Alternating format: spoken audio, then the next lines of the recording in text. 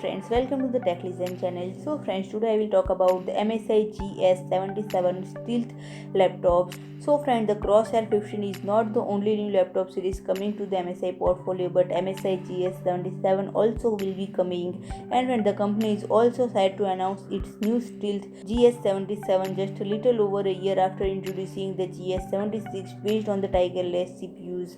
And friend, this laptop is a 17-inch laptop that will feature a new zinc alloy hinge mechanism as well as new core black color. And friend, the steel series were typically associated with stealthy black colors and with thin chassis with no compromise in terms of hardware specification.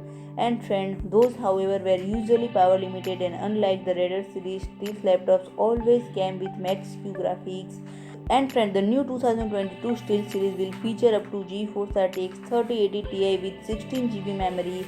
And friend, other non-SKUs will be equipped with RTX 3080 or RTX 3070 Ti. And friend, there are no visible changes to the design of the GS66 model. And friend, the motherboard with the 12th generation core CPU will be paired with DDR5 4800 memory.